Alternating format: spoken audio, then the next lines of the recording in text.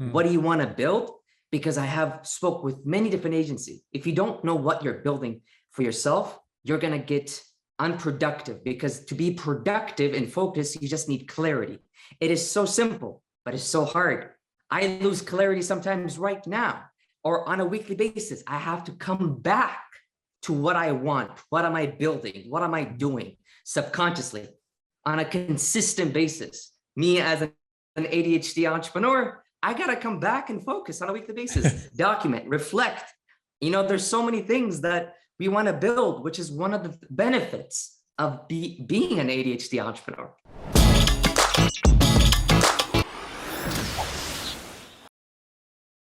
Hi there, and welcome to another episode of the High Level Spotlight Sessions, where we showcase awesome marketers doing awesome marketing.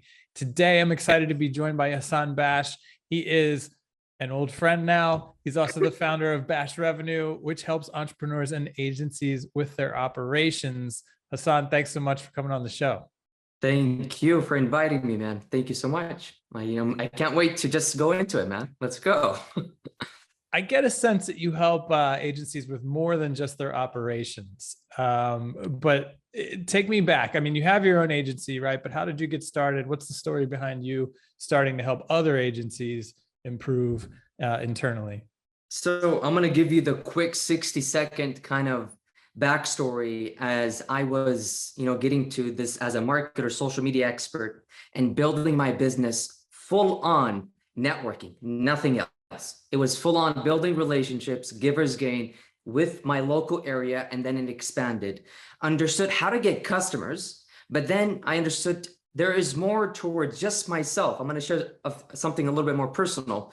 I'm not fully diagnosed with ADHD, but I know that I'm 100% ADHD because of the things that I have learned over the period as an entrepreneur. The shiny object syndrome. We want to do a lot of different things. We want to work on different niches. We want to work on offering different services. On top of that, there's so much opportunity. So in my world, I was doing too many things. And I realized that there's a gap around my agency, that the reason why it was not growing is because I was not fully focused on a specific niche. I was not focused on one service. I was not being the expert in that. Until then, I became an expert in a specific area, which is more towards Facebook marketing, media buying, lead gen, building a landing page, building the automation, and that was it. There's nothing else I would offer. And then I built it towards that. Specifically, one of my niches was cryotherapy. And then before, this is a couple months before, until I built that thing, until COVID happened and cryotherapy is not in business anymore. But that being said, man, and the journey of myself overwhelmed as an ADHD entrepreneur is actually understanding your own operating system, which is your performance, executive functioning, but also your own operating system in your business. That's an interesting answer. So, it sounds to me, and before we hit record, you mentioned this, and I thought it was pretty interesting. And you're like, look, I don't know if agency owners are more prone to having ADHD, but they certainly function like they have symptoms of ADHD with the way that they run their businesses. And it sounds like the quick answer to that is focus. And it was interesting when you said, we focused on cryotherapy, which to me is very focused, right? You didn't say med spa, you didn't say medical. Yeah. It's even more focused than that. It's one specific thing, which is interesting, right? And so I think that's like, one of the questions I had for you today is, when you work with an agency, what are the most common things that you see that they're doing wrong or that you can improve? And would you say that's number one, is just a lack of focus? One is focus, but lack of clarity. Okay. I joined so many different masterminds in my journey, and worked with different mentors. But one of the things that I lacked is clarity, not on the business, clarity and mission for you. Because what do you like, other than this business is so lucrative and there's so much opportunity, you will get overwhelmed and get exhausted if you don't have a specific vision or clarity on what you want personally. What do you want to build? Because I have spoke with many different agencies. If you don't know what you're building for yourself, you're going to get unproductive, because to be productive and focused, you just need clarity. It is so simple, but it's so hard. I lose clarity sometimes right now or on a weekly basis. I have to come back to what I want. What am I building? What am I doing subconsciously on a consistent basis? Me as an ADHD entrepreneur, I got to come back and focus on a weekly basis, document, reflect. There's so many things that we want to build, which is one of the benefits of being an ADHD entrepreneur. That's really interesting. And we, at the agency that I used to run, Matt and I, who was the CEO and the founder, I would have this conversation. I would bring this up often, and we never finalized the exercise, which to me was always a big frustration, which is, what is our bigger plan?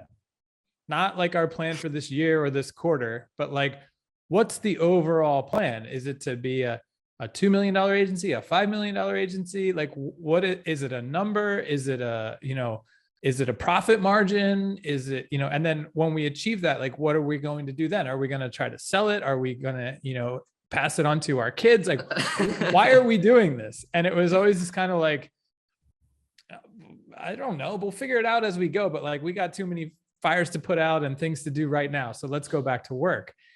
And, it would frustrate me because I think what you're saying to me really resonates, which is, if you don't have an answer to that, you're sailing with no destination, right? 100%. And you would lose the focus. I mean, your friends will come to you and say, oh my God, you got to do acquisition. Oh my God, you got to focus on this market. Oh my God, you got to get into this market. And if the demand will take you away from your own focus, because there's so many different opportunities, but it comes back to, how do you want to spend your day to day? How do you want to build your life around your business, not the business around your life? So that's so important, because it's so simple, but so difficult. Do you find that when people start the exercise of trying to find a focus, it's often misguided? 50% of the time. Interesting. Can you elaborate on that a little bit? Misguided around, they're focused around what the industry is doing. And they're basically seeing, this entrepreneur, this agency is doing this, so I feel like I need to do somewhat the same exact thing. But we need to come out and actually sit down for a second and just clarify, what do we want? And it's the hardest question. It's not easy. What do we want to build? What do we want to do? What do we want to do for this world? It's sometimes it's cliche, but when we come back to clarity, it's going to always guide you to be more productive. I could talk about tactics, talk about all the resources, but it comes back to your psychology and your own performance, not on a yearly basis, but on a weekly basis, so that you're more focused on the main thing and keeping the main thing the main thing. And are you like this is going to sound funny, but like a guru at helping people find this? Because what I've found about myself is that every time I try to set goals for myself, looking back, they were always much too low. And like, when I achieve that milestone, I usually blow right past it. And I'm like, oh, that's so funny. I used to think that if I made that much money, I'd be set, and then you get there and you're like, no, I got to wait, I got so much further to go, and this type of thing. So like, do you deal with that? Do you find that when people start like trying to find clarity, that they undershoot most of the time? Or how do you help people kind of set realistic? Well, I won't say I am the guru. I would say that I have learned to become a person that asks good questions, so that we process things rather than me just consulting. Let's process, because your brain needs to process. The executive function, a part of your brain, needs to process to have better discovery, to have better decision making. Now, coming back to your second question about goals and having goals, is it a big goal or a small goal? Well, there's 3 different kinds of goals. There's the goal that you know that you can get it. There's a goal, big goal, there's, it's possible. And then there's a goal that scares the crap out of you. Mm. The goal that you want to focus on is the goal that fears you the most. And it's not about getting that milestone. No, it's the ability to figure it out. You have to be able and you have to be willing to figure out that fear, that gap. You know, a lot of agency owners, we know what we need to do, but we don't do it. Mm. Why? We know that we need to outreach. We know that we need to network. We know that we need to run specific ads and just test and optimize. But we don't do it. Simple, right? But it's hard because of your subconscious mind. So asking the better questions towards yourself, the day-to-day, how are you asking these questions? The conversation that you're having with yourself or on a weekly basis or with your team. How do you reflect? How do you document? Because everyone is different. There's no custom framework that we can create for our operating system. Every brain is different. You have to find what works for you. Interesting. And I mean, it seems like you do a great job of it. If you have a look around, what is it, bashrevenue.com or hassanbash.com, you've got a bunch of testimonial videos on there, and you watch them and the people are like, I'm like so happy I ever met you. I've completely changed my life, this type of stuff, which is interesting. And I mean, it seems like a lot of sounds so simple, but yet is so profound type of stuff. And I'm curious to know, like, what are the other things? So finding clarity, are there any other sort of low hanging fruit that you see over and over again that agency owners can, try to focus on? 100%. I think I'm gonna share these couple things that could help an agency come back to just simplicity, because it's not about making things more complicated, but as simple as having weekly outcomes and reflecting on a weekly planning period for yourself and blocking the main outcomes, because you have your personal life and then you have your professional life. The biggest outcomes that you need to take a look at around your business, make sure that you block them on the calendar. It's simple. And sometimes it might not happen, but spending an hour, just an hour, 30 minutes, looking at what are the main outcomes that you need to run for your agency based on sales, based on marketing, based on networking, based on the team, based on operations, based on your own health. Because other than clarity is your diet. What are you eating? That could affect the way you think. How is your sleep?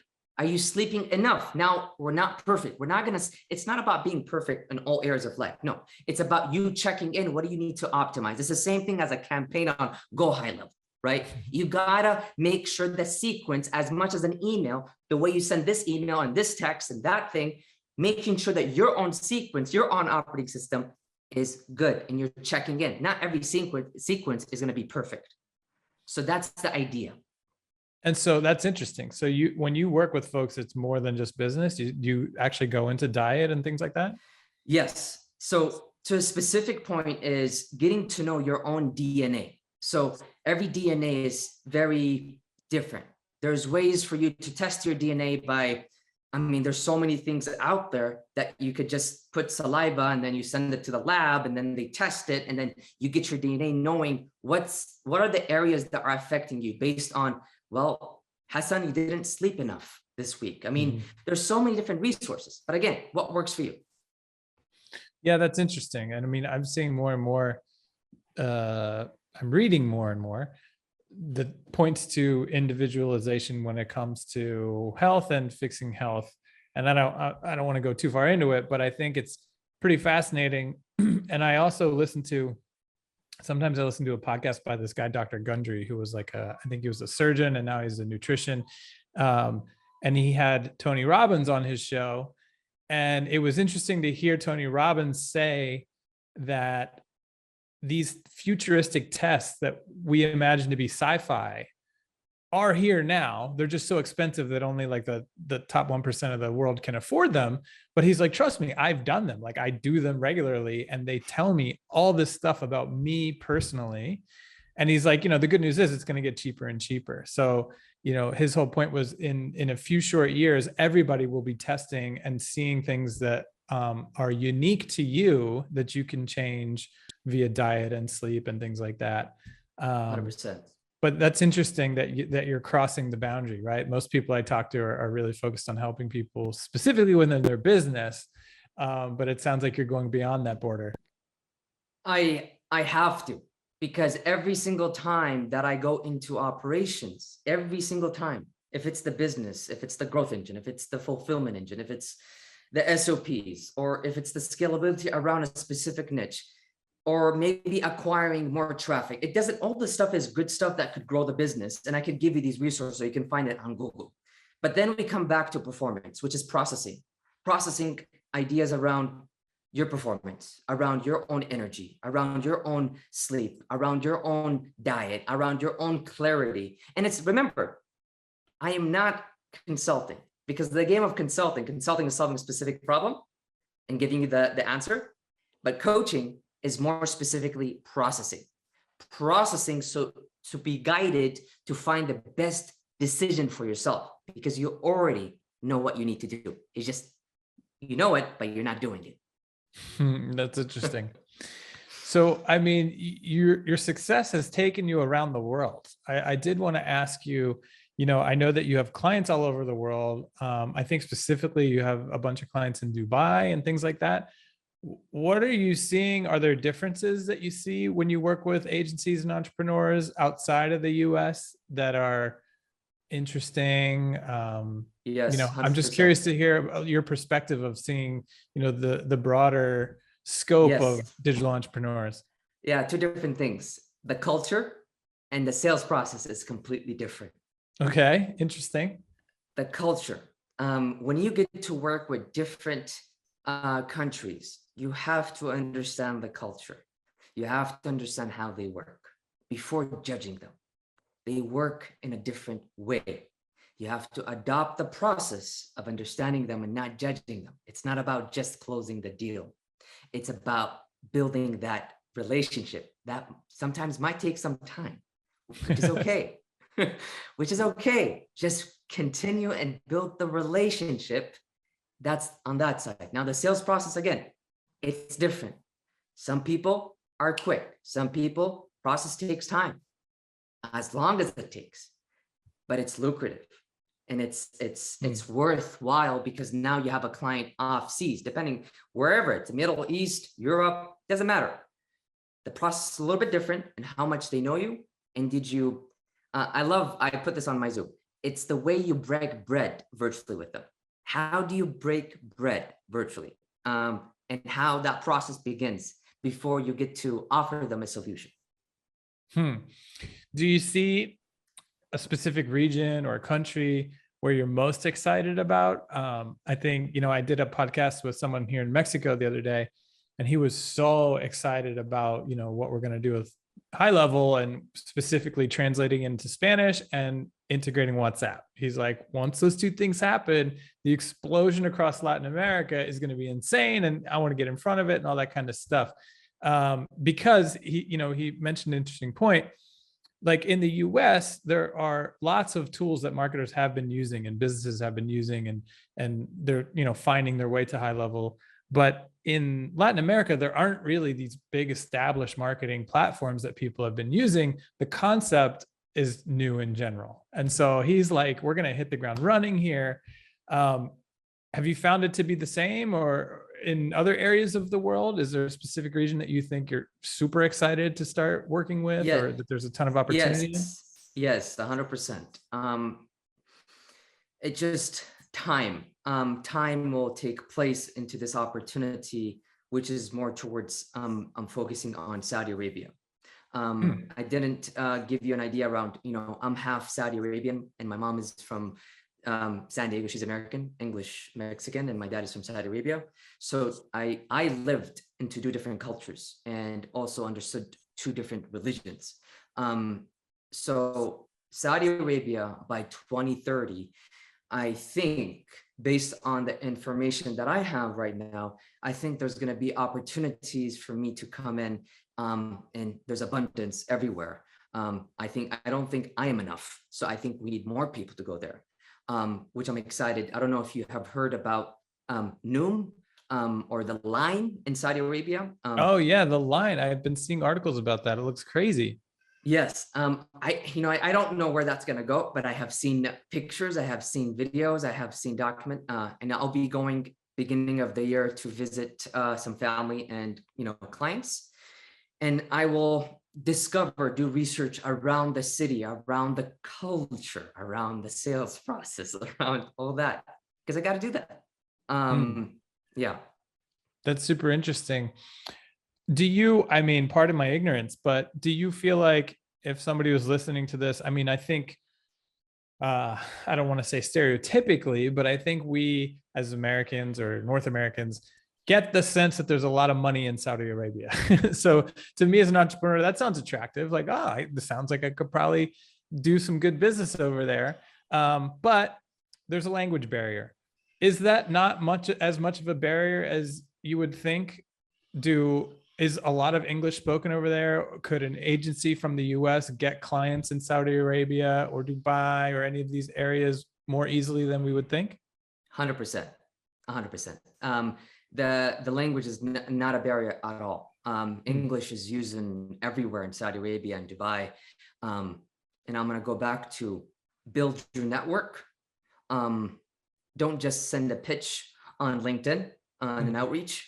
No, build a relationship with the right people in that area based on your. So I'm going to go a little bit into the question is the country. Can we do that? 100%. Is there opportunity? Yes, 100%. Now, when we say Dubai or say Saudi Arabia, we think of money or whatever that is. There's different sizes. It's the same thing. It's the same exact thing. We just think of oil. It's like, oh God, it's a rich country. It's not, that's not just the case. The case is around different businesses. There's local, there's middle, there's top. So there's all different options. But I'm going to go back to understanding who do you want to network with? Because you have your alliances, you have your power partners that send you referrals that you could connect and build a relationship. If it takes 6 months or takes a year, it's worth it. Because if you build those relationships, not just in the States, but in the Middle East with other agency owners, because there's a lot of agency owners in Saudi Arabia that need help, that they don't know what they don't know and don't think they know everything. They need another partner. So there's so much opportunity. Just build a relationship with the key people that you need to network with.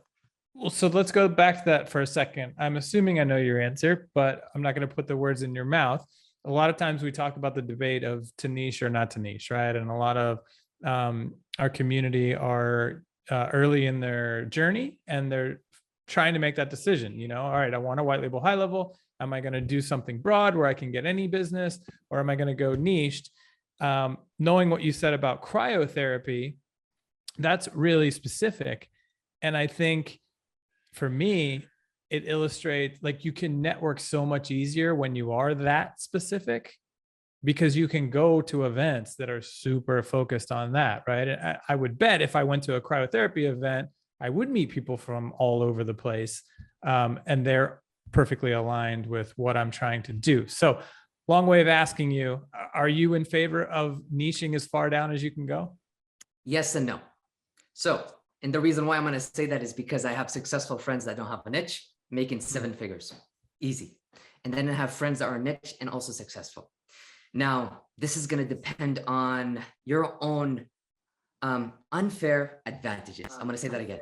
It's going to depend on your unfair advantages in your market, with your resource, with your network, your back experience. Who do you know? What could you do? That it depends on that a lot, because if you don't have that, then I would say niche down. It's much easier to niche down that way. But there's people that, built an agency after they have worked in a career for so long that they have already built relationships, so they have unfair advantages to get maybe 30 clients, but not just any 30 clients that each of them are paying 6 figures. Different model. You just need 20 clients, 10 clients, and you have a team of 10 people or 5 people, and you're good. You're solid. Then now you could possibly sell that if you want, because if you have the systems, you have that with different, everything is good, you can sell that if you want. Now, on the other side of niching down, if you don't have no unfair advantages, no resources, and you don't know, focus on a specific niche, and then go ahead. So it depends on your resources. You know, it's funny that you mentioned that because we see that happening more and more, and it aligns nicely with what you're talking about the importance of networking, because I feel like there are lots of longtime business owners who have sort of perfected their craft, and they're at the point where they want to package it all up somehow. They find out about high level and they're like, oh, this is the tool for me to do this, and then go sell it to the industry that they've spent so much time in, right? So the chiropractor that wants to become a chiro agency, or the, solar guy who wants to become a solar agency, and they know their industry inside and out and the operational side typically, but they are always looking for help on the marketing side. And I feel like that's a perfect opportunity to network with somebody like that and form a really powerful partnership where you have that unfair advantage of the insider, and then you bring the marketing skills, and that can become a really powerful business right there. What you said is like really gold. If someone just listens to this, what Chase just said is really gold, because that's one of the things that I didn't know. Because I was a really good networker. I was in the weeds trying to understand all this marketing stuff, and learning it and sitting down and learning and then having contractors. But if in the beginning, if I just said, I'm going to be the salesperson, and then I partner up with another partner and say, you take 50%, I would have been successful in the world of agency long time ago. 100%. 100%.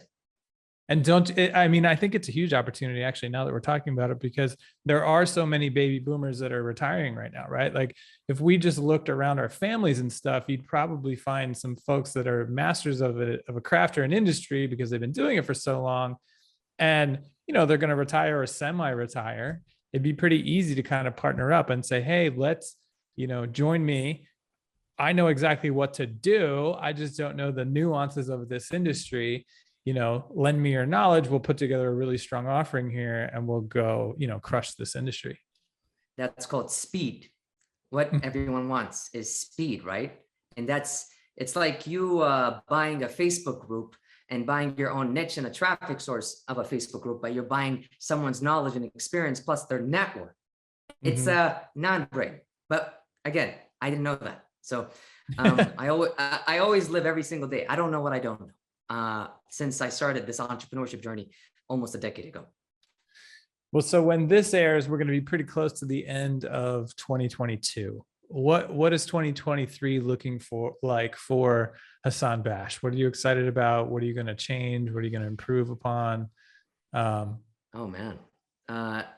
Well, there's a couple things that I'm focusing on in my specific industry, and with what I'm doing, what I'm building around ADHD and the shame around ADHD, or just focus, and with the same time, specific entrepreneurs that have it or think they might have it, and working on, I have worked with so many different clients, but I'm working on something that could be very interactive, that is not a specific course, that is not just watch the video. It's more interactive processing with the right resources, and I'm partnering up with other experts in ADHD, other psychologists, and getting to that world and figuring out how could I deliver more value in that world. That's one. The other aspect is I'm getting into specific acquisitions with agency owners. And when I say acquisitions, there's so much opportunity with equity, or just buying other agencies or selling other agencies and working with that. That is something that I'm doing, because since I started my journey, I have been a dancing bear. What that means is, doing a lot of things and not having enough time. So I realized that over the years, and, you have so much time in this lifetime, and that's so important to come back to your clarity and knowing how do you want to spend your day with your family, with your friends. I've been in this industry for a long time. There's a lot of fluff. There's a lot of good fluff, and there's a lot of bad fluff and misleading stuff. So we always have to come back to, what do we want? What do we want to build? Is this something that I really, really want? Other than the money. You can make money in a lot of other places, but is it something that I really want? Does it excite me? If it doesn't excite you, you got to ask the question again. Hmm. You have an upcoming webinar that you mentioned. Correct. Yes. Can you talk about that, and what's the date of that? The date of that is on the 10th on Saturday. I will share with you the link so that you can put it somewhere. Sure. December But 10th, right? yes, To that's clarify? December. Yes, exactly. December 10th. It's a Saturday. And the discussion is around processing and how could you network? How could you build relationships with other agency owners? And how could you refer business to each other? And how could you help each other based on what kind of agency? What are the services they offer? But not just that, it's around your clarity. At the end of the year, it's time to reflect a little bit. But I'm not gonna let you just reflect just because at the end of the year. I want you to start reflecting on a weekly basis, moving forward, not just at the end of the year, because you come to the end of the year, you get overwhelmed, you get stressed out, and now you're in the red. You're overwhelmed. That emotion, that frequency is not good. You got to come back to the green. When I say that, it's got to come back to the gratitude. You got to come back to the joy and find about what do you want for next year? What are your main outcomes based on your agency, based on your performance? Because if you don't work on a weekly basis on yourself, just to reflect and have outcomes based on your personal operating system and your professional, you're going to get overwhelmed. But please do not get overwhelmed at the end of the year. So the webinar is about networking, is about performance specifically, and processing so that you have better decisions. It's very interactive. So I'm excited about that. And is that webinar open to anyone? And is there Yes. a cost to it? There is no cost. There will be a registration where you register. Very simple. You get an email invite, all that stuff for Zoom and all that good stuff. And it'll be on a Saturday morning, depending on what time zone you're in. All the information will be, I'll be sharing the information. Okay, cool. So that link, well, by the time this airs, we'll have the link, but it'll be on Yes. hassanbash.com. Yeah, exactly. I'll send you the link, all the information. And if anyone couldn't find it for some reason or something didn't work, you can always tag me, DM me, find me. I'm online. Great. Yeah. Hassan, it's always a pleasure to catch up. Thank you so much for coming on. Absolutely. Thank you so much, Chase. And happy Thanksgiving. Thank you for giving, and keep on giving. Will do. Thanks for watching, guys. See you in the next one.